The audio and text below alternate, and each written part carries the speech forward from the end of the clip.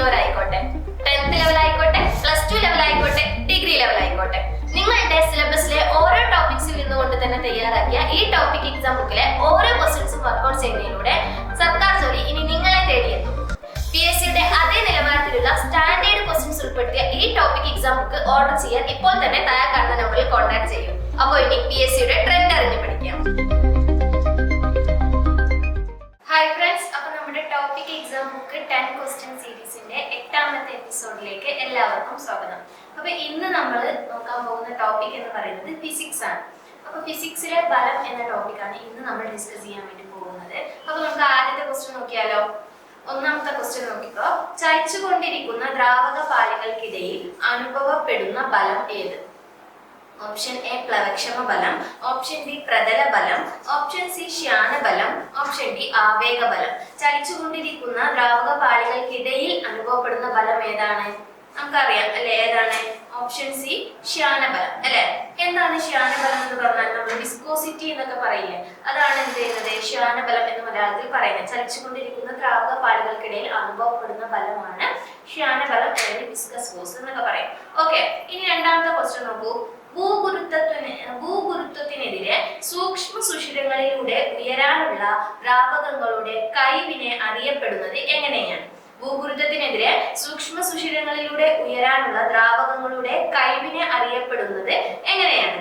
Option A ശ്യാനബലം, option B കേശികത്വം, option C പ്ലവക്ഷമ ബലം, ഓപ്ഷൻ ഡി പ്രതല ബലം. ഏതാണ്? ഓപ്ഷൻ ബി കേശികത്വമാണ് അല്ലെ. ഭൂഗുരുത്വത്തിനെതിരെ സൂക്ഷ്മ സുഷിരങ്ങളിലൂടെ ഉയരാനുള്ള ദ്രാവകങ്ങളുടെ കഴിവ് അറിയപ്പെടുന്ന പേരെന്താണ്? കേശികത്വം അല്ലെ. അപ്പൊ നമുക്ക് അടുത്ത ക്വസ്റ്റ്യൻ നോക്കാം. താഴെ പറയുന്ന പ്രസ്താവനകളിൽ തെറ്റായ പ്രസ്താവന ഏത്? ചോദിച്ചത് തെറ്റായ പ്രസ്താവനയാണ്. താഴെ 4 പ്രസ്താവനകൾ കൊടുത്തിട്ടുണ്ട്. അതിൽ തെറ്റായ പ്രസ്താവന ഏത് എന്നാണ് ചോദിച്ചിട്ടുള്ളത്. ഓക്കെ, നമുക്ക് പ്രസ്താവന വായിച്ചു നോക്കാം. ഒന്നാമത്തെ പ്രസ്താവന, വ്യത്യസ്ത ഇനം തന്മാത്രകൾ തമ്മിലുള്ള ആകർഷണ ബലമാണ് കൊഹീഷൻ ബലം. 2, ഒരേ ഇനം തന്മാത്രകൾ തമ്മിലുള്ള ആകർഷണ ബലമാണ് അഡീഷൻ ബലം. 3, ജലത്തുള്ളികളെ ജനൽ ഗ്ലാസിൽ ഒട്ടിച്ചു നിർത്തുന്ന ബലം കൊഹീഷൻ ബലമാണ്. 4, ജലത്തുള്ളിയിലെ തന്മാത്രകളെ തമ്മിൽ ചേർത്തു നിർത്തുന്നത് അഡീഷൻ ബലമാണ്. ഇനി ഓപ്ഷൻസ് നോക്കാം. Option A 1, 2, option B 2, 3, option C 1, 2, 3, option D 1, 2, 3, 4. അപ്പൊ ഏതാണ് ഇതിൽ തെറ്റായ പ്രസ്താവന ഞാൻ ചോദിച്ചിട്ടുള്ളത്? ഒന്നുകൂടി പ്രസ്താവന നോക്കൂ. വ്യത്യസ്ത ഇനം തന്മാത്രകൾ തമ്മിലുള്ള ആകർഷണ ബലമാണ് കൊഹീഷൻ ബലം. ആണോ? അല്ല, തെറ്റാണ് അല്ലെ. വ്യത്യസ്ത ഇനം തന്മാത്രകൾ തമ്മിലുള്ള ആകർഷണ ബലത്തെ പറയുന്ന പേരെന്താ? അഡീഷൻ ബലം അല്ലെ. ഇനി അടുത്ത് നോക്കൂ. രണ്ടാമത്തെ പ്രസ്താവന, ഒരേ ഇനം തന്മാത്രകൾ തമ്മിലുള്ള ആകർഷണ ബലമാണ് അഡീഷൻ ബലം. ആണോ? അതും തെറ്റാണ്. ഒരേ ഇനം തന്മാത്രകൾ തമ്മിലുള്ള ആകർഷണ ബലം അറിയപ്പെടുന്നത് എന്താണ്? കൊഹീഷൻ ബലം. രണ്ടും അങ്ങോട്ടും മാറ്റിയിട്ടാണ് കൊടുത്തിട്ടുള്ളത്. അപ്പൊ അതും തെറ്റായ പ്രസ്താവനയാണ്. ഇനി 3 നോക്കൂ. ജലത്തുള്ളികളെ ജനൽ ഗ്ലാസിൽ ഒട്ടിച്ചു നിർത്തുന്ന ബലം കൊഹീഷൻ ബലമാണ്. ആണോ? അല്ല അല്ലെ. ജലത്തുള്ളികളെ ജനൽ ഗ്ലാസിൽ ഒട്ടിച്ചു നിർത്തുക എന്ന് പറയുമ്പോൾ വ്യത്യസ്ത ഇനം തന്മാത്രകളാണ് അവിടെ ഉള്ളത്. അപ്പൊ വ്യത്യസ്ത ഇനം തന്മാത്രകൾ തമ്മിലുള്ള ആകർഷണ ബലം എന്താണ്? അഡീഷൻ ബലമാണ്. അപ്പൊ ജലത്തുള്ളികളും ജനൽ ഗ്ലാസിൽ ഒട്ടിച്ചു നിർത്തുന്ന ബലം എന്ന് പറയുന്നത് അഡീഷൻ ബലമാണ് അല്ലെ. അപ്പൊ ഇതും എന്താണ്? തെറ്റായ പ്രസ്താവനയാണ്. ഇനി 4ാമത്തെ നോക്കൂ. ജലത്തുള്ളിയിലെ തന്മാത്രകളെ തമ്മിൽ ചേർത്ത് നിർത്തുന്നത് അഡീഷൻ ബലമാണ്. ആണോ? അല്ല. ജലത്തുള്ളികളെ തന്മാത്രകൾ എന്ന് പറയുമ്പോൾ ഒരേ ഇനം തന്മാത്രകളല്ലേ. ഒരേ ഇനം തന്മാത്രകൾ തമ്മിലുള്ള ആകർഷണ ബലം അറിയപ്പെടുന്നത് എന്താണ്? കൊഹീഷൻ ബലം എന്നാണ് അല്ലെ. അപ്പൊ ജലത്തുള്ളികളെ തന്മാത്രകളെ തമ്മിൽ ചേർത്ത് നിർത്തുന്നത് അഡീഷൻ ബലമല്ല, കൊഹീഷൻ ബലമാണ്. അപ്പൊ ഈ പ്രസ്താവനയും എന്താണ്? തെറ്റാണ്. അപ്പൊ ഇതിലോ എല്ലാ പ്രസ്താവനകളും എന്താണ്? തെറ്റായ പ്രസ്താവനയാണ് അല്ലെ. ഒരു പ്രസ്താവന ശരിയായിട്ടില്ല. നമ്മളോട് ചോദിച്ചത് എന്താണ്? തെറ്റായ പ്രസ്താവന തന്നെയാണ്. അപ്പൊ നമുക്ക് ആൻസർ ഏതാ വരിക? ഓപ്ഷൻ ഡി 1, 2, 3, 4 എന്നീ ആൻസർ ആണ് നമുക്ക് ഉത്തരമായിട്ട് വരിക. അപ്പൊ 4 പ്രസ്താവനകളും തെറ്റായതുകൊണ്ട് തന്നെ ഓപ്ഷൻ ബി ആണ് നമ്മുടെ ഉത്തരമായിട്ട് വരിക. ഇനി അടുത്ത ക്വസ്റ്റ്യൻ നോക്കിയാലോ. കേശികത്വവുമായി ബന്ധപ്പെട്ട ശരിയായ പ്രസ്താവന ഏത്? കേശികത്വവുമായി ബന്ധപ്പെട്ട ശരിയായ പ്രസ്താവന ഏത്? ഒന്നാമത്തെ പ്രസ്താവന നോക്കൂ. അഡീഷൻ ബലത്തേക്കാൾ കൂടുതലാണ് കൊഹീഷൻ ബലമെങ്കിൽ സംഭവിക്കുന്നത് കേശിക ഉയർച്ച. ഓക്കെ. 2, അഡീഷൻ ബലം കൊഹീഷൻ ബലത്തേക്കാൾ കൂടുതലായാൽ സംഭവിക്കുന്നത് കേശിക താഴ്ച. ഓപ്ഷൻ എ 1 ശരി 2 തെറ്റ്, ഓപ്ഷൻ ബി 1 തെറ്റ് 2 ശരി, ഓപ്ഷൻ സി 2ഉം ശരി, ഓപ്ഷൻ ഡി 2ഉം തെറ്റ്. അപ്പൊ ഏതാണ് ഇതില് കേശികത്വവുമായി ബന്ധപ്പെട്ട ശരിയായ പ്രസ്താവന എന്നാണ് ചോദിച്ചിട്ടുള്ളത്. ശരിയായതാണ് നമ്മളോട് സെലക്ട് ചെയ്യാൻ പറഞ്ഞിട്ടുള്ളത്.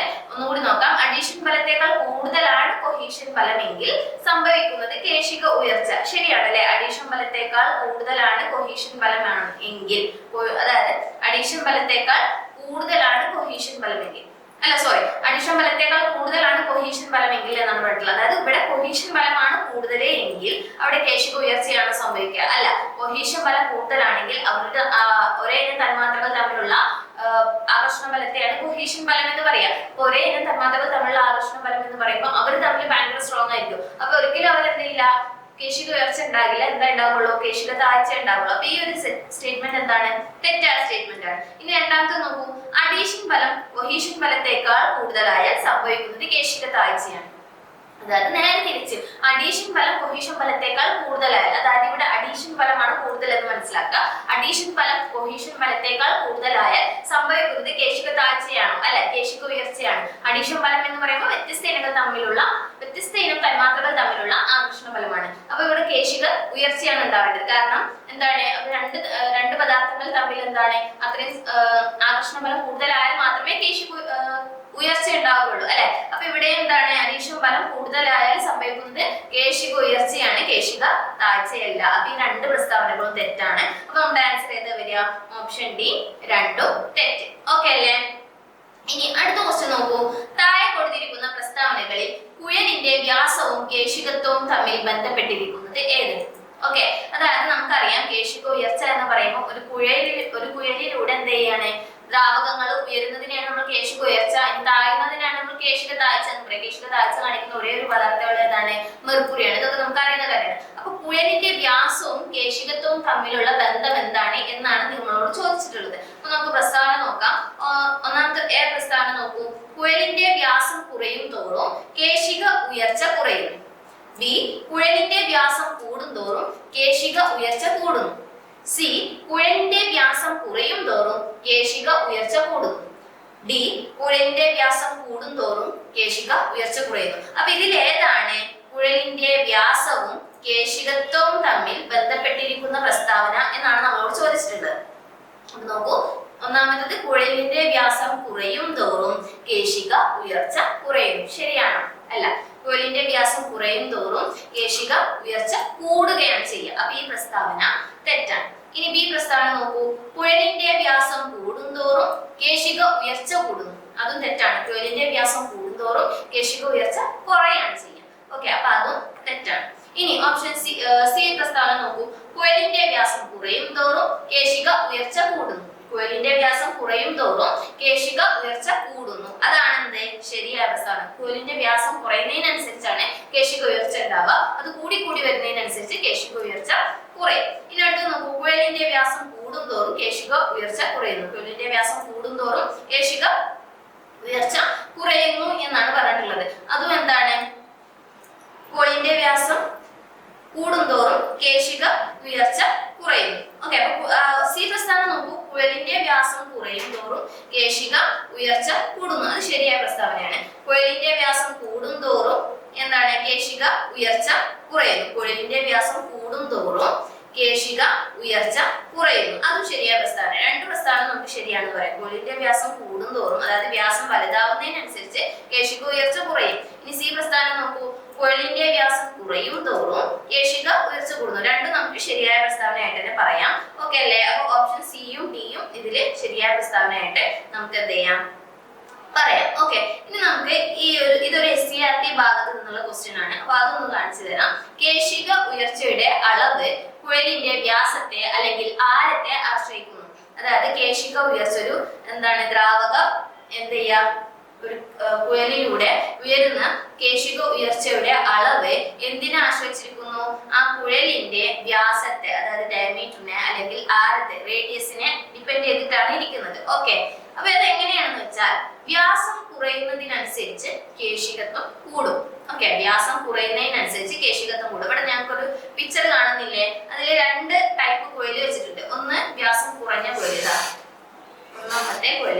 രണ്ടാമത്തെ നോക്കൂ, വ്യാസം കൂടിയത്. ഓക്കെ, ഉണ്ട്. ഓക്കെ, അങ്ങനെ രണ്ട് ടൈപ്പ് കുഴലുണ്ട്. ഇതിൽ ഒന്നാമത്തേൽ എന്താണ്? വ്യാസം അല്ലെങ്കിൽ ആരം കുറവാണ്. അതിൽ കേശികത്വം നോക്കൂ. കേശിക ഉയർച്ച അത്യാവശ്യം ഉണ്ട്.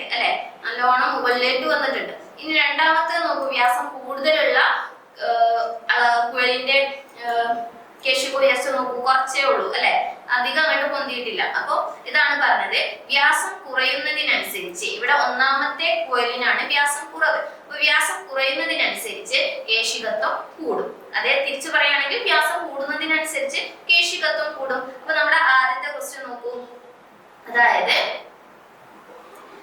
ഓപ്ഷൻ സി എന്ന് പറയുമ്പോൾ കുഴലിന്റെ വ്യാസം കുറയും തോറും കേശിക ഉയർച്ച കൂടുന്നു. ശരിയല്ലേ? കുഴലിന്റെ വ്യാസം ഒന്നാമത്തേൽ കുറവാണ്, അപ്പൊ കേശിക ഉയർച്ച കൂടി. ഇനി ഡി പ്രസ്താവന നോക്കൂ, കുഴലിന്റെ വ്യാസം കൂടും തോറും കേശിക ഉയർച്ച കുറയുന്നു. ശരിയല്ലേ? കുഴലിന്റെ വ്യാസം രണ്ടാമത്തെ പ്രസ്താവനയിൽ ഈ ചിത്രത്തിൽ നോക്കൂ കൂടി. അപ്പൊ എന്ത് ചെയ്തു? കുഴലിന്റെ വ്യാസം കൂടുന്തോറും കേശിക ഉയർച്ച എന്ത് ചെയ്തു? കുറഞ്ഞു അല്ലെ? കുഴലിന്റെ വ്യാസം കൂടിയ അതാണ് രണ്ടാമതായിട്ടുള്ള കാണിച്ചത്. അപ്പൊ അത് കൂടുന്നതിനനുസരിച്ച് എന്ത് ചെയ്തു? കേശിക ഉയർച്ച കുറഞ്ഞു. മറ്റൊടുത്ത് എന്താണ്? കുഴലിന്റെ വ്യാസം കൂടി, അതുകൊണ്ട് കേശിക ഉയർച്ച കൂടി. അപ്പൊ രണ്ട് പ്രസ്താവനകളും ഇവിടെ നമുക്ക് സാറ്റിസ്ഫൈഡ് ആവുന്ന പ്രസ്താവനകൾ തന്നെയാണ്, കേശികത്വവുമായി ബന്ധപ്പെട്ടുള്ള പ്രസ്താവനകൾ തന്നെയാണ്. ഓക്കെ അല്ലേ? ഇനി നമുക്ക് ബാക്കി നോക്കാം. കുഴലും ദ്രാവക തന്മാത്രകളും തമ്മിലുള്ള അഡീഷൻ ബലം. കുഴലും ദ്രാവക അതായത് കുഴലിനുള്ളിലേക്ക് കയറിയ ദ്രാവക തന്മാത്രകളും കുഴലും തമ്മിലുള്ള അഡീഷൻ ബലം കൊഹീഷൻ ബലത്തേക്കാൾ കൂടുതലായാൽ, ഓക്കെ, കുഴലും ദ്രാവക തന്മാത്രകളും തമ്മിലുള്ള അഡീഷൻ ബലം കൊഹീഷൻ ബലത്തേക്കാൾ കൂടുതലായാൽ കേശിക ഉയർച്ച ഉണ്ടാകും അല്ലെ? നമുക്ക് അറിയാവുന്ന കേസാണ്. അതേപോലെ കൊഹീഷൻ ബലം അഡീഷൻ ബലത്തേക്കാൾ കൂടുതലായാൽ അവിടെ ഉണ്ടാകുന്നത് എന്താണ്? കേശിക താഴ്ചയുമാണ് ഉണ്ടാകുന്നത്. അപ്പൊ അഡീഷൻ ബലമാണ് കൂടുതൽ എന്നുണ്ടെങ്കിൽ അതെന്തായാലും നല്ലോണം മുകളിലോട്ട് കുഴലിലൂടെ ദ്രാവക തന്മാത്രകൾ മുകളിലോട്ട് പോകും. ഇനി ദ്രാവക തന്മാത്രകൾ തമ്മിലുള്ള കൊഹീഷൻ ബലമാണ് കൂടുതൽ എന്നുണ്ടെങ്കിൽ അവിടെ മുകളിലോട്ട് പോകുന്നത് കുറച്ച് കുറയും അല്ലെ? അവർ തമ്മിൽ സ്ട്രോങ് ആണെങ്കിൽ എന്ത് ചെയ്യും? അവർ താഴ്ന്നിട്ട് തന്നെ നിൽക്കും. കേശിക താഴ്ചയാണ് അപ്പൊ അവിടെ ഉണ്ടാവുക. അതാണ് പറഞ്ഞത്, കൊഹീഷൻ ബലം കൂടുതലായാൽ കേശിക താഴ്ചയും അഡീഷൻ ബലം കൂടുതലായാൽ കേശിക ഉയർച്ചയും ഉണ്ടാകുന്നു എന്ന് പറഞ്ഞത്. ഓക്കെ അല്ലേ? ഇനി നമുക്ക് അടുത്ത ക്വസ്റ്റ്യൻ നോക്കാം. മാസിൽ വ്യത്യാസമുള്ള വസ്തുക്കൾ ഒരേ ത്വരണത്തോടെ ആണ് ഭൂമിയിലേക്ക് പതിക്കുന്നതെന്ന് തിരിച്ചറിഞ്ഞ ഭൗതിക ശാസ്ത്രജ്ഞനാണ്. മാസിൽ വ്യത്യാസമുള്ള വസ്തുക്കൾ, ഇപ്പൊ മാസിൽ വ്യത്യാസമുള്ള രണ്ട് വസ്തുക്കൾ എടുക്കുകയാണെങ്കിൽ അപ്പൊ ഒരേ ത്വരണത്തോടെ ഒരേ ആക്സിലറേഷനിലൂടെയാണ് എന്ത് ചെയ്യുന്നത്? ഭൂമിയിലേക്ക് വീഴുന്നത് എന്ന് തിരിച്ചറിഞ്ഞ ഭൗതിക ശാസ്ത്രജ്ഞൻ ആര് എന്നാണ് ചോദിച്ചിട്ടുള്ളത്. Okay, option A Galileo Galilei, option B Isaac Newton, option C Copernicus, option D Henry Cavendish. ഇതിൽ ഏതാണ് മാസിൽ വ്യത്യാസമുള്ള വസ്തുക്കൾ ഒരേ ത്വരണത്തോടെയാണ് ഭൂമിയിലേക്ക് പതിക്കുന്നതെന്ന് തിരിച്ചറിഞ്ഞ ഭൗതിക ശാസ്ത്രജ്ഞൻ ആരാണ്? ഇതില് ആരാണ്? ഓപ്ഷൻ എ ഗലീലിയാണ്. ഓക്കെ, ഓപ്ഷൻ എ ഗലീലിയാണ് എന്ത് ചെയ്തത്? മാസിൽ വ്യത്യാസമുള്ള വസ്തുക്കൾ ഒരേ ത്വരണത്തോടെയാണ് ഭൂമിയിലേക്ക് പതിക്കുന്നത് എന്ന് തിരിച്ചറിഞ്ഞ ഭൗതിക ശാസ്ത്രജ്ഞൻ. അപ്പൊ പരീക്ഷണ ഓർമ്മ ഉണ്ടല്ലോ, അതായത് തൂവലും അതേപോലെ കോയിനും അല്ലെ? ആദ്യം അവർ ഇട്ടു. അപ്പൊ അത് ആദ്യം പോയത് എന്താണ്?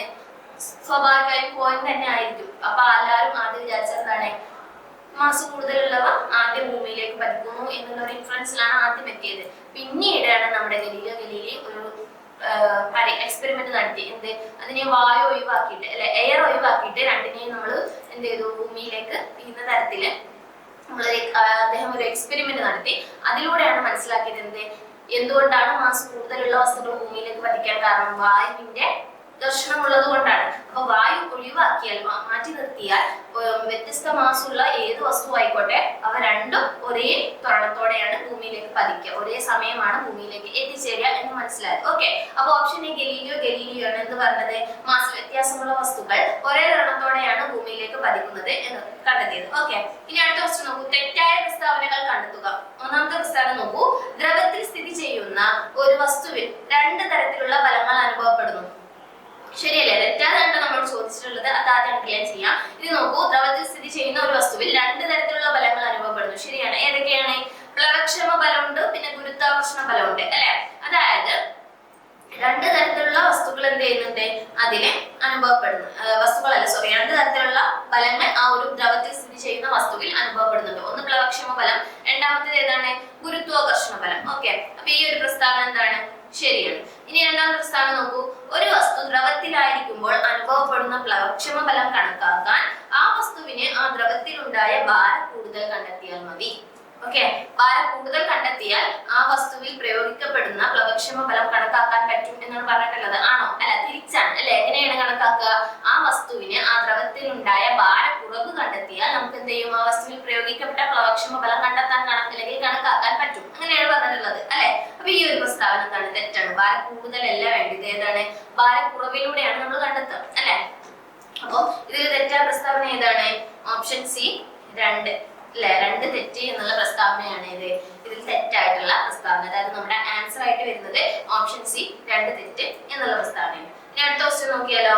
താഴെ കൊടുത്തിരിക്കുന്ന പ്രസ്താവനകളിൽ അഡീഷൻ ഫലത്തിൽ പെടാത്തത് ഏത്? താഴെ കൊടുത്തിരിക്കുന്ന പ്രസ്താവനകളിൽ അഡീഷൻ ഫലത്തിൽ പെടാത്തത് ഏത്? അപ്പൊ 4 സാഹചര്യങ്ങൾ അല്ലെങ്കിൽ സിറ്റുവേഷൻസ് അവിടെ കൊടുത്തിട്ടുണ്ട്.